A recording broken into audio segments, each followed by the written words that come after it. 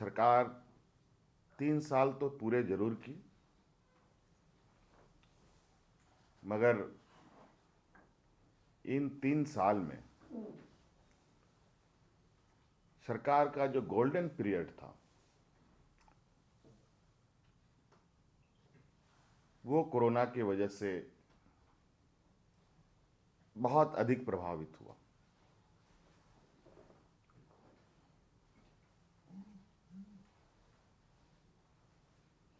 अगर वो भी वक्त हमारे साथ काम करने का अवसर देता तो शायद जो जितनी चीजें आप लोगों ने देखी उन सब में और भी चीजें जुड़ती हुई आपको नजर आती।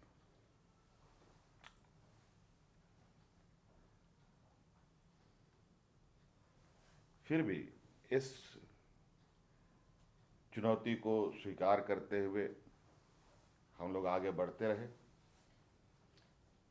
और जो आप अभी देख रहे होंगे तो मुझे लगता है कुल मिला जुला करके साल भर की ही उपलब्धि आप इसको मान के चल सकते हैं। फिर से अभी नए साल में कोरोना का फिर से दस्तक देना भी एक हमारे लिए बहुत चिंता का विषय है। इसके साथ साथ सुखाड़ की भी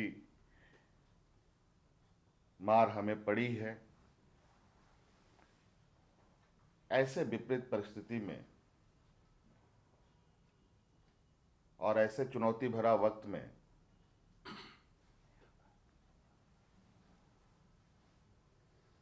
सरकार को बिल्कुल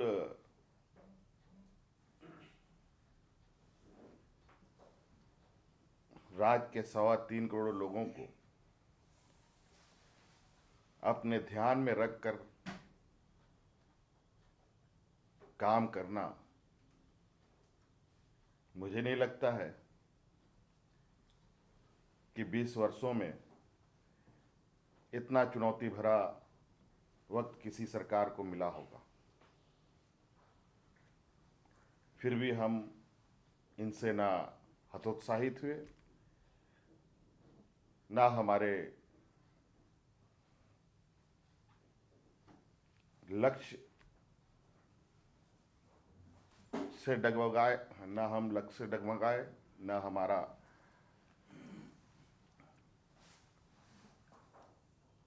इस राज्य के प्रति लोगों को की गई वादों को हम लोगों ने भूला। एक एक कर हर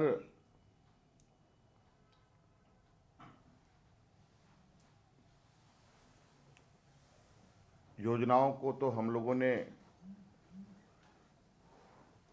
सफलतापूर्वक धरातल पर उतारने का हर प्रयास तो किया ही,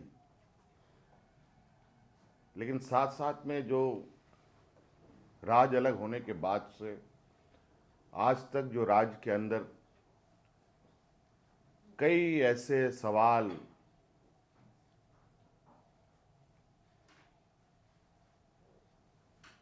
उलझे हुए थे उनको भी सुलझाने का काम किया गया।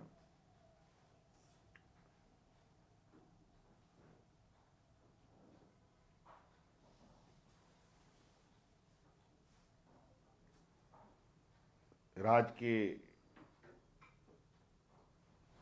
गांव, किसान, मजदूर, बेरोजगार, महिला, पुरुष, बूढ़े, बुजुर्ग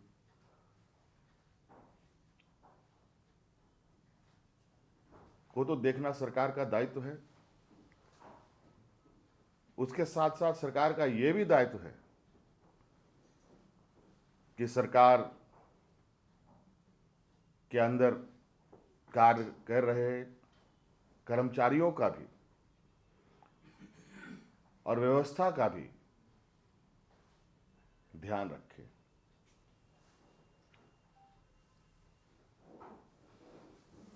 आज सरकार की व्यवस्थाओं से लेकर सरकार की योजनाओं तक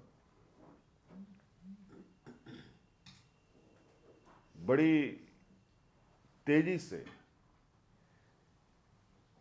कार्यपालिका के कार्यशैली में आपको बदलाव दिखेगा काम करते हुए। जब 20 सालों में पदाधिकारी ऑफिस में कमरे में बैठ के काम करते थे, गांव-गांव में लोगों की समस्या जुटाने में लगे हैं। तो एक नई कहा जाए कि 20 साल में मुझे लगता है कि पहली बार ये राज्य करवट ले रहा है। अचेत स्थिति से ये बाहर निकल रहा है और इसे हर संभव हमारा प्रयास है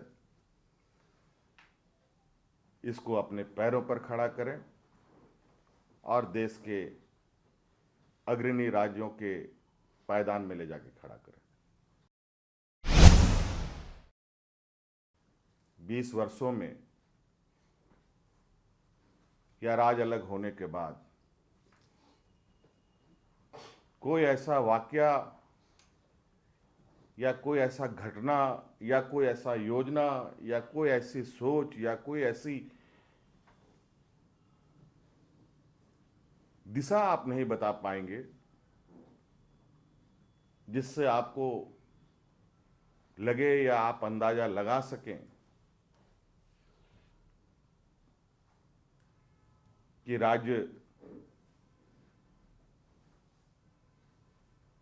को गति देने में, सर्वांगीण विकास में उसकी भूमिका हो।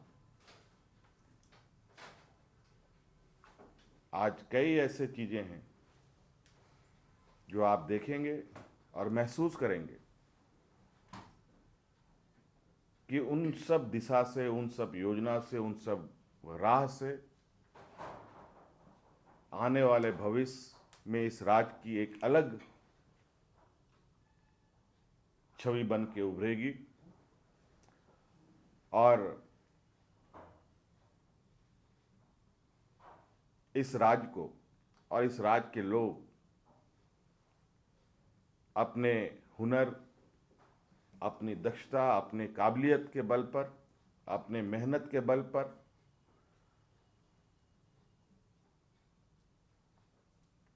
आगे बढ़ेंगे और सरकार हर वो बेहतर रास्ते और हर वो बेहतर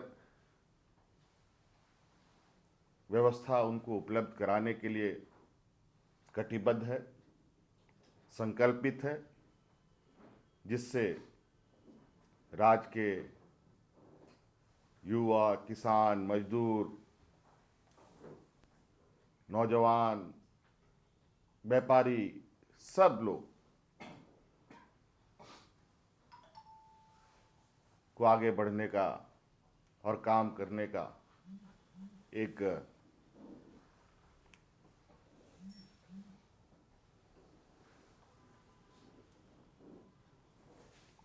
खुला और सुरक्षित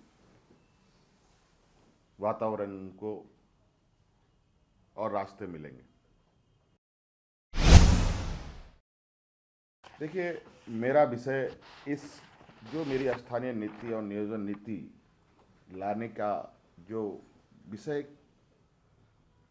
सिर्फ छोटा सा था, बहुत बड़ा विषय नहीं था।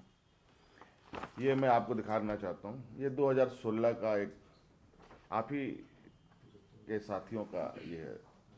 2016 की एक नियुक्ति निकली थी शिक्षक बहाली की पूर्व के सरकार ने, जिसमें सामान्य कोटे में लगभग 75% लोग बाहर से आ गए। यहाँ ST, SC, OBC, पिछड़ा सभी कवर्ड हैं अपने अपने सुरक्षा घेरे में। मात्र 40% के गैप में, जहां से सामान्य के रास्ते से चूंकि एक स्टेडियम में 10 दरवाजे हैं,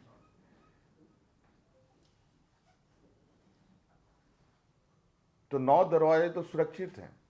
एक दरवाजा है जहां से गोलमाल होने का संभावना है। हमें वहां एक मजबूत प्रहरी लगाने की हमारी मंशा थी।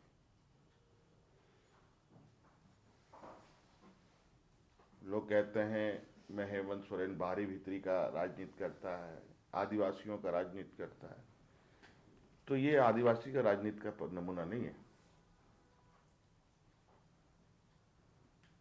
मैं यहाँ के हर वर्ग की हक अधिकार सुरक्षित रखने का, और ये हर राज्य के सरकार की जिम्मेवारी भी है। और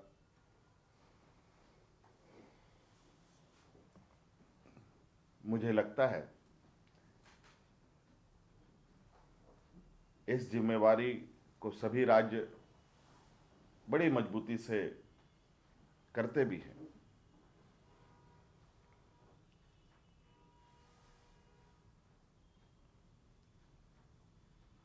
कैसे न्यायालय में इसको चुनौती दी गई, किन लोगों ने दिया,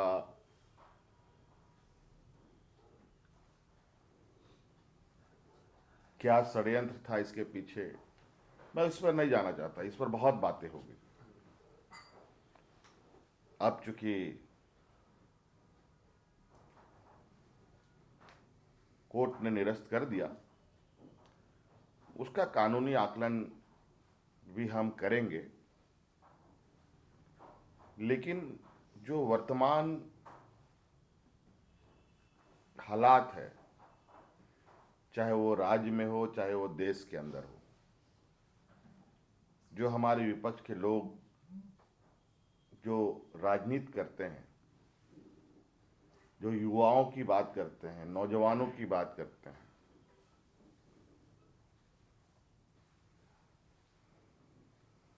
आज अगर आप देखें ग्रामीण क्षेत्र के नौजवान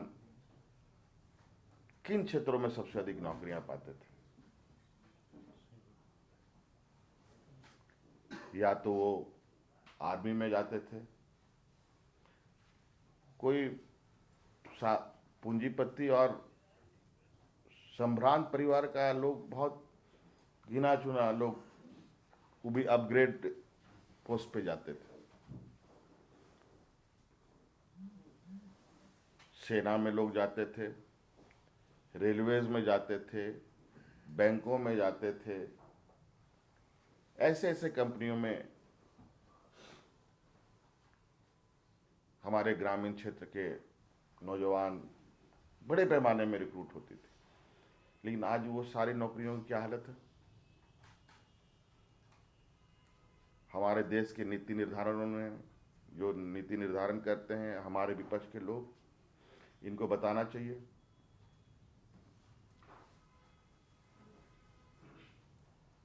और उनके निर्णय से देश में क्या वातावरण पैदा हुआ, वो भी आप सब लोगों ने देखा। आखिर कब तक आप किसी को दबा के रख सकते हैं? एक्शन का रिएक्शन आज नहीं कल तो होगा। आज एक चपरासी की नियुक्ति में ग्रेजुएट पीएचडी होल्डर नौजवान फॉर्म भर रहा है। कितनी दुर्भाग्य की बात। और ये क्यों हो रहा है, क्या सोची समझी तरीके से ये कराए जा रहे हैं, ये समझ से परे। लेकिन हम उनके निर्णय का आकलन करेंगे जो कोर्ट ने किया है। लेकिन साथ साथ में हमारे जो नौजवान हैं उनकी भविष्य खराब ना हो, इसको लेकर के भी हमारी चिंताएं हैं और हमने उनको आश्वस्त भी किया है कि यह नियुक्ति होगी और कैसी होगी, कहाँ अब बिना स्थानीय नीति या बिना नियोजन नीति के साथ कम से कम या नहीं के बराबर बाहर से लोग आए, इसका क्या रास्ता होगा, इस पर हम लोग विचार करेंगे। बाकी तो जो आरक्षित कोटे के लोग हैं वो सुरक्षित हैं, उसके लिए आप नियोजन नीति लाएं ना लाएं उससे कोई फर्क नहीं पड़ता।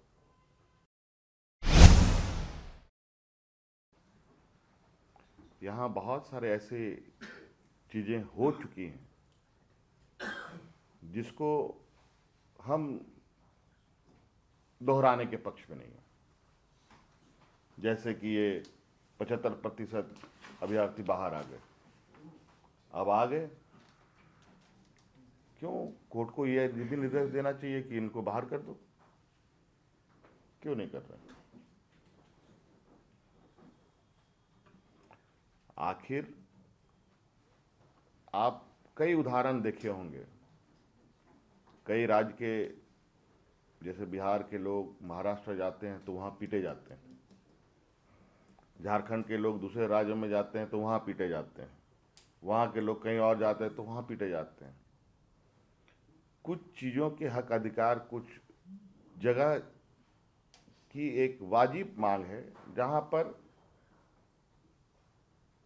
वहां के स्थानीय, यहाँ वहां के मूल निवासियों को ही उसको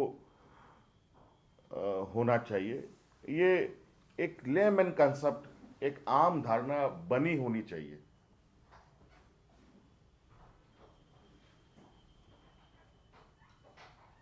ये कोई संविधान, नियम, कानून की बात नहीं है, ये एक आम धारणा होना चाहिए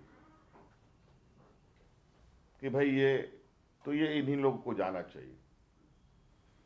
देखिए, मनुष्य जो है वो विचरण करने वाला जीव है, चलता रहेगा। भगवान ने इसलिए 2 पैर दिया है, कोई आपको रोकता भी नहीं है किसी राज्य में आने जाने से।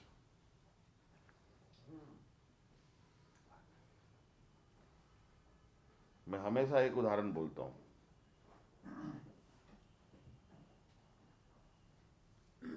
दो भाइयों में बंटवारा उसके पिता कर देते हैं 4 कमरे का, 2 कमरा तुम्हारा, 2 कमरा तुम्हारा, और दोनों भाई साथ साथ रहते हैं। शादी ब्याह में एक भाई उससे बोलता है मेरा कमरा, एक कमरा दे दो यार, मेहमान आए, वो भी दे देते हो खुशी खुशी, आप भी मांगते हो वो भी दे देता है खुशी खुशी। लेकिन जब भाई जो कमरा बंटवारे में मिला है वो कमरा उसको दोबारा ना दे तो अपना ही भाई उसको उसके साथ झगड़ा करता है। ये मनुष्य स्वभाव है कि नहीं? जब 3rd 4th ग्रेड में भी इस राज्य से बाहर के लोग आने लगे तो इससे बड़ा दुर्भाग्य इस राज्य का और क्या हो सकता है। और ये कुछ चीजें हैं जो एक मानवता ये के साथ भी सोच के आदमी चलता है, लेकिन शायद इनको लगता है कि कानून के दरवाजे खटखटाएंगे या कानून के अंदर रहेंगे। आज कानून में गरीब, आदिवासी, दलित, पिछड़ों का सुनने वाला कौन? कितने जजेस हैं आदिवासी, दलित, पिछड़ा? हमको बता दीजिए।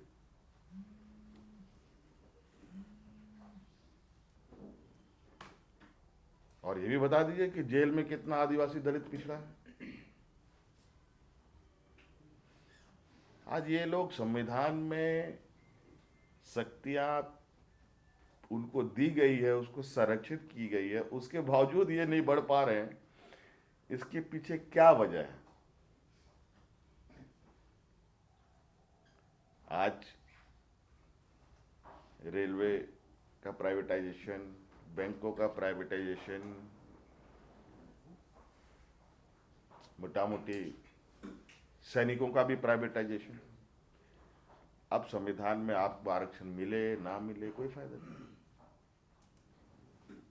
खत्म हो गई आपकी आरक्षण।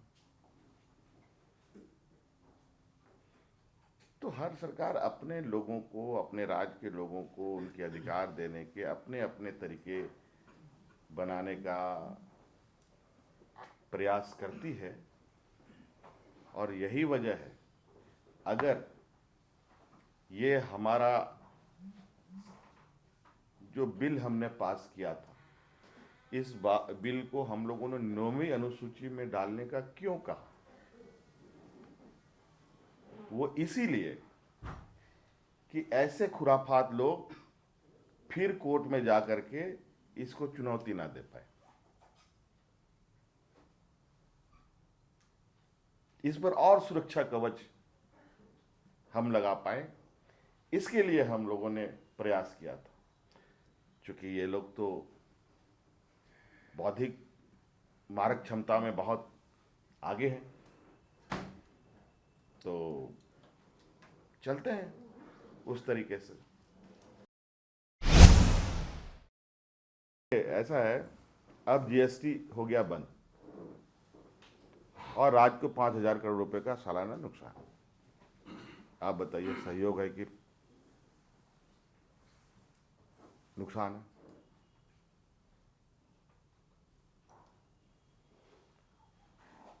झारखंड देश का सबसे पिछड़े राज्यों में से है, झारखंड बिहार।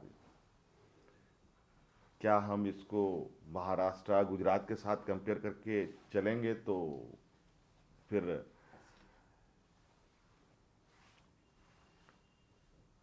तो ये बहुत बड़ा बेईमानी होगी। हमने तो कहा है कि इस जीएसटी का जो 5 साल का ये पीरियड था, इसको और 5 साल के लिए बढ़ाया जाए। तो पहला ही झटका नुकसान वाला है। कई चीजें हैं,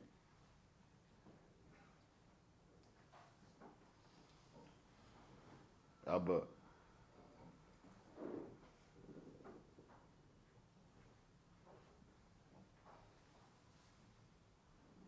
बिजली का बकाया सिर्फ झारखंड प्रदेश का ही है क्या? जरा आप लोग भी खोल के देख लें, कौन कौन राज्यों का बिजली का बकाया कितना कितना है। उनके बिजली क्यों नहीं कटते, हमारी ही बिजली क्यों कट जाती है?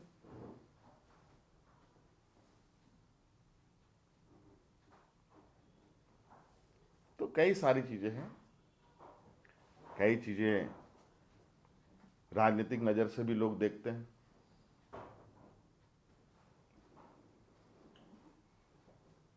लेकिन हमारा बिल्कुल नजरिया इस राज्य के या इस पूरे पिछड़े राज्य के प्रति संकल्पित होकर काम करना है। और हर मुसीबत हो, चुनौती हो, उस चुनौती के साथ जैसे जैसे चुनौती आएंगी वैसे वैसे हमारी रणनीति भी बनेगी। और हम को नहीं लगता कि उस चुनौती को पार करने में राज्य में कोई क्षमता की कमी हो।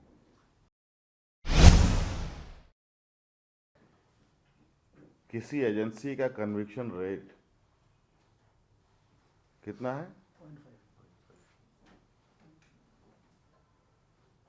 0.5%।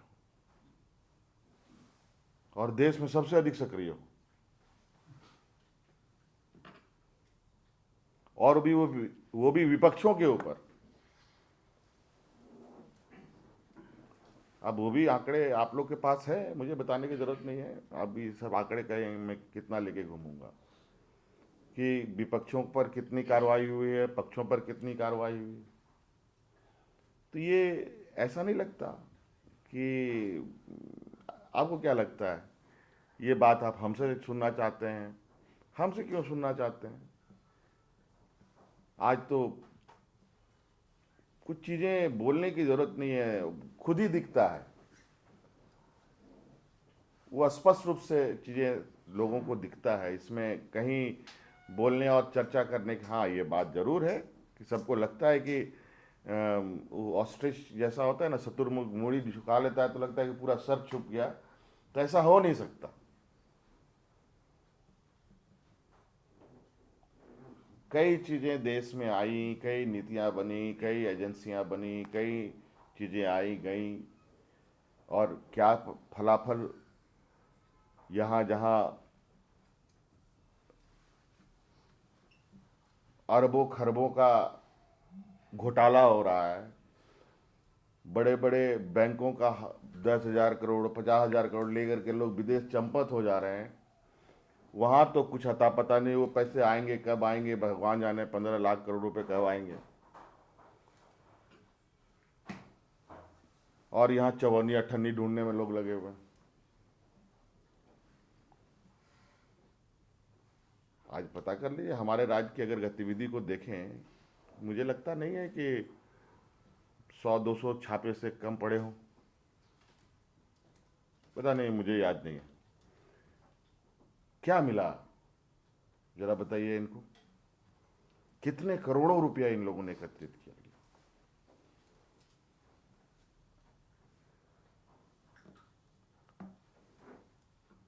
हाँ, मिला जरूर कुछ पैसे कहीं कहीं, लेकिन पता चला कि वो तो भारतीय जनता पार्टी के लोग रहे, तो छोड़ दिया, जैसे मिला वैसे चले गए। तो भाई हम लोग गरीब गुरुआ मजदूर बेसहारा लोगों का प्रतिनिधित्व करते हैं, व्यापारियों का प्रतिनिधित्व नहीं करते।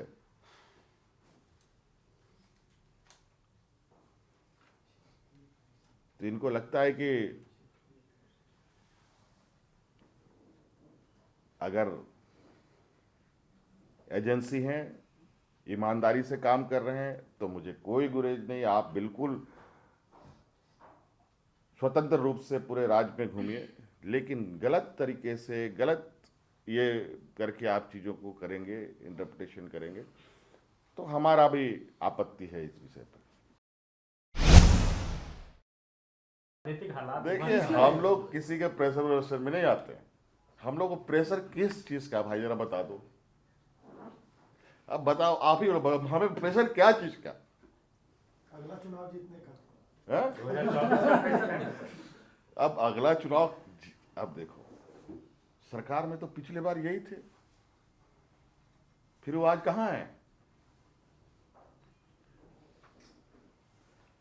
उनकी कश्ती लग गई नदी किनारे, हम तो नहीं थे। और अभी 2024 में क्या होगा नहीं होगा, वो तो उस समय की बात है। जो काम मुझे 2024 में करना चाहिए ये वो कह रहे हैं, लेकिन इनको कौन बताएगा, इनको जो 2000 में करना था उसमें तो ये किए नहीं।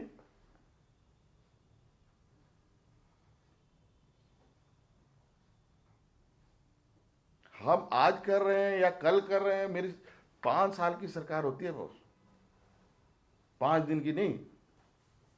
लेकिन दुर्भाग्य से बात यह है कि इनको हर दिन लगता है 5 दिन की सरकार। सुबह उठते हैं तो इनको लगता है कि सरकार गिरी पड़ी है और हम नाच रहे हैं ढोल नगाड़ों के साथ, बस यही सपना देखते हैं। कहां कहां से कौन कौन खबरें चलता है, समझ। अब तो हम लोगों ने खबरों को भी बंद कर दिया पढ़ना। ऐसे ऐसे लोगों की सगुपे पढ़ने से अच्छा है कि चाचा चौधरी की कॉमिक्स लेके बैठ जाए और उसको पढ़ के थोड़ा आनंदित हो। मतलब बीजेपी के कि देश के इतिहास में आदिवासियों की एक बहुत बड़ी भूमिका है। तो सभी राज्य में कई जगह देखिए आप, पंजाब रेजिमेंट हैं और बिहार रेजिमेंट हैं, बहुत अलग अलग ये है। तो मुझे लगता है कि आज इस समाज का भी जो इतिहास है, वो इतिहास और मजबूती के साथ इन समाज को सम्मान मिले, इसके लिए हमने कहा कि बिहार आदिवासी रेजिमेंट देश में होना चाहिए, क्योंकि आदिवासियों की जो पहचान है वो काफ़ी संघर्षशील और संघर्षरत रहा है, तो ये इस क्षेत्र में तो काफ़ी बेहतर अपना हुनर दिखा पाएंगे। मालूम होगा कि बूढ़ा पहाड़ के लिए हम लोगों ने कितनी माइक्रो लेवल में होमवर्क किया। आपको याद होगा कि मैं लोध फोल गया था बहुत पहले नेतरहाट अपने परिवार से, और वहीं पर है बूढ़ा पहाड़, और हमने वहां से ही उस दिन से ही ये मैंने सोचा था कि नहीं, उस पहाड़ को फिर से हरा भरा करना है। आपको मालूम है वहां पर 20-20 साल के बाद पहली बार 20 सालों के बाद लोग जाकर के अपनी दुकानें खोल रहे हैं, 20 वर्षों के बाद।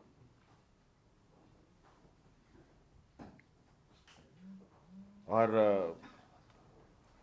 चूंकि वक्त का अभी ये नहीं था कि हमको समय नहीं मिलने की वजह से, नहीं तो मैं खुद किसी दिन बूढ़ा पहाड़ जाऊंगा, और हमने कहा हुआ है प्रशासन को, मैं कभी भी किसी भी दिन अचानक बूढ़ा पहाड़ जा सकता हूं। तो ये ऐसी बात नहीं है कि आज किसी क्षेत्र पर हम लोग गंभीरता के साथ काम नहीं कर रहे हैं। क्या ये माना जाए कि झारखंड के सभी क्षेत्र जो है नक्सल मुक्त हो गए? देखिए, ये कहा जा सकता है कि अब जो नक्सलों का मनोबल था वो अब काफी हद तक टूटकर बिखर चुका है। अब बिखरे हुए चीज, कहीं ये टुकड़ा छोटा, कभी वहां टुकड़ा, छोटे छोटे छोटे छोटे चीजों में ये हुए। अब इन्हें ये अब दोबारा जुड़े नहीं, ये हम लोगों का प्रयास है। और ये टुकड़े हैं, इनको भी अब बिल्कुल अब पूरा सरकार का पॉलिसी है, बिल्कुल आप मुख्यधारा में आए, स्वागत है, सम्मान के साथ सरकार आपके साथ पेश आएगी। और अब खून खराबा और इन सब का जगह राज्य में नहीं होना चाहिए। और चूंकि राज्य में आप सुन भी रहे होंगे, हालांकि अभी आपको दिखेगा नहीं, बहुत इतना जल्दी चीज़ें बदलाव साल भर में, जो क्षेत्र जो टूरिज्म का क्षेत्र है उस पर हमारा बहुत ज़्यादा फोकस है, जिसको लेकर हम आगे बढ़ रहे हैं। तो आज उन सब क्षेत्रों को बढ़ावा देने के लिए तो स्वाभाविक रूप से है, राज्य के अंदर ऐसे वातावरण के लिए कोई जगह नहीं होनी चाहिए। देखिए, जहाँ तक कानून व्यवस्था की बात है, कानून व्यवस्था, लॉ एंड ऑर्डर खत्म हो गया। कुछ लोगों का, जो हमारे विपक्ष का कहना है, आप लोग भी सुनते हैं और उनकी बातों को एकदम हाईलाइट कर देते हैं। विधि व्यवस्था चौपट होती तो आप लोग सड़कों पर नहीं निकल पाते। विधि व्यवस्था खराब होने का मतलब ये होता है कोई सड़क पर चलने की स्थिति पे नहीं होता। मेरा ये समझ है, शायद मैं गलत कि सही हूं, ये आप लोग आकलन करें। क्या ऐसा कोई वातावरण कहीं जिले में या राज्य में है, कहीं किसी प्रखंड पंचायत में? तो आप हमें बताएं, संज्ञान में लेता हूं, मैं जरूर उस पर कार्रवाई करूं। कहीं कोई लोग चल नहीं पा रहा है, घर से निकल नहीं पा रहा है, ऐसा कोई जगह हो राज्य में, तो आप हमें जरूर संज्ञान में दें, हम उस पर कार्रवाई करेंगे। जहाँ तक महिला उत्पीड़न की बात है, ये एक बहुत विचित्र स्थिति है आज देश भर में। ये झारखंड में हो रही है तो मुझे भी सोचना चाहिए, निश्चित रूप से ये जिम्मेवारी है। लेकिन जो और भी राज्य में हो रहे हैं, तो उस राज्य में भी ये बात विचारनीय है। और ये ऐसे मिलते मिलते मुझे लगता है ये देश का विचार आज बन चुका है। और जिस तरीके से घटनाएं, महिला उत्पीड़न नया नहीं है, महिला उत्पीड़न कई वर्षों से चलता आया है। और झारखंड में तो कई चीज़ों को लेके, कई कारणों को लेके ये कुछ ज़्यादा भी रहा, लेकिन वर्तमान में जो उत्पीड़न का जो जो चेहरा है वो बदला हुआ है। ये बहुत घृणात्मक उत्पीड़न कहा जा सकता है, वो हो रहा है। ये देश में सबके लिए चर्चा का विषय होना चाहिए। कहीं ना कहीं समाज के अंदर कुछ ऐसे विकृतियां खड़ी हो रही हैं जो सिर्फ मेरे लिए नहीं, आप सब लोगों के लिए भी चुनौती है। लोगों ने ना लक्ष्य तय किया, ना कोई दायरा बनाया था। हम लोगों ने पहले ये संकल्प लिया है कि राज्य को अग्रणी राज्य के पायदान में ले जाके खड़ा करना है। पहली बार खेल नीति ऐसी बनी है जहां बच्चों को सीधी नियुक्ति मिल रही है। साथियों, पहली बार खेल पदाधिकारियों की नियुक्ति हुई है। पंचायत पंचायत में खेल मैदान बन रहे हैं। कई स्टार्टअप के हॉकी के ग्राउंड तैयार हो चुके हैं। और आज आप देख रहे हैं देश के टीम में कैप्टन की भूमिका इस राज्य के बच्चे बच्चियां कर रही हैं। गुमनाम जिंदगी जीने वाले बच्चे अब एकदम खूबसूरत फूल की तरह खिलकर बाहर अब दिखाई देने लगे। सरकार हर प्रयास, जहां सरकार की नजर जाती है, अगर छूट भी जाए तो भी, कहीं से कोई खबर आती है तो भी सरकार उसको संज्ञान लेकर के आगे बढ़ाने का काम करती है। आज 100 साल से यहाँ कोयला, लोहा, खनिज संपदा पर बहुत काम हुआ, लेकिन उससे किसको क्या लाभ मिला ये आप लोग बता सकते हैं। लेकिन यहाँ के मूलवासी, यहाँ के आदिवासी को तो विस्थापन के अलावा कुछ नहीं मिला। मेरा ये नर्सरी का मेरा ये मानना है। तो हमने आज इस कोयला, लोहा, वो अपने जगह जो 100 साल चला आ रहा है उसी परंपरा पर वो आगे बढ़ रहा है। हम उससे इतर कई, हमारे पर्यटन का क्षेत्र है, हमारा खेल का क्षेत्र है, हमारा एग्रीकल्चर का क्षेत्र है, हमारा जो यहाँ के लोग जिस काम को करने में क्षमता रखते हैं उसको हमने फोकस किया। आज हम ग्रामीण अर्थव्यवस्था को हर हाल में अपने पैरों पर खड़ा करने का हम प्रयास कर रहे हैं। और हमारा मानना है कि ग्रामीण क्षेत्र अगर मजबूत होगा तभी ये राज्य मजबूत होगा। और कई ऐसी चीजें हैं, आज आप 20 साल राज्य अलग होने के रिकॉर्ड को उठा के देखिए और ये 3 साल का रिकॉर्ड के चंद पन्नों को उठा के आप देखेंगे तो आपको बिल्कुल स्पष्ट नजर आएगा कि वर्तमान सरकार और तत्कालीन सरकार किस मंशा से काम करती थी। कि 20 सालों में मंत्री का, मुख्यमंत्री का, विधायक का घर घिरा होता था अपनी मांगों को पूरा कराने के लिए। और बेचारे जो भी धरना प्रदर्शन करने वाले लोग हैं, बदले में मांग तो उनकी पूरी होती नहीं थी, लेकिन लाठी डंडा खूब मिला। लेकिन आपने देखा इस सरकार में सड़कों पर लोग मंत्री, मुख्यमंत्री का घर घेराव करते हैं, उसको रंग लगाने के लिए, गुलाल लगाने के लिए, मिठाई खिलाने के लिए, आभार प्रकट करने के लिए। इतना सुंदर दृश्य यूं ही नहीं बनता, इसके लिए बहुत मेहनत लगती है, विश्वास जितना पड़ता है। और मुझे पूरा विश्वास है, क्योंकि सरकार जो भी होती है, अगर राज्य की जनता की भावना के विपरीत उसकी सोच जाती है तो अच्छा नहीं होता। देखो, ऐसा है कि अब तो हम भी थक गए, भूल गए कि ऐसा भी कुछ था। लेकिन ये बड़ा आश्चर्य की बात है कि महामहिम के पास आया हुआ पत्र, अब तो ये भी है कि पत्र आया है कि नहीं आया है, अब ये भी एक सस्पेंस कह सकते हैं। इसकी क्या सत्यता है एग्जैक्ट तो राजभवन ही बता सकता है। हमने पहले भी कहा, हमने तो हाथ जोड़कर उनसे आग्रह किया है, अगर गुनहगार हैं तो सजा दो,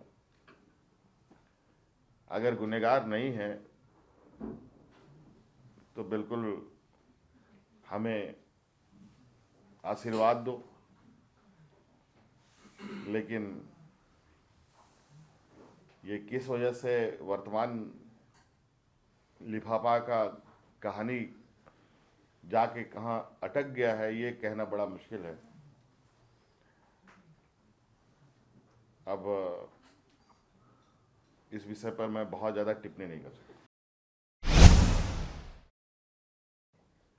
काम, लक्ष्य, राह सभी सधे हुए हैं। हमें उन राह पर मजबूती से चलना है और इस राज को ले चलना है।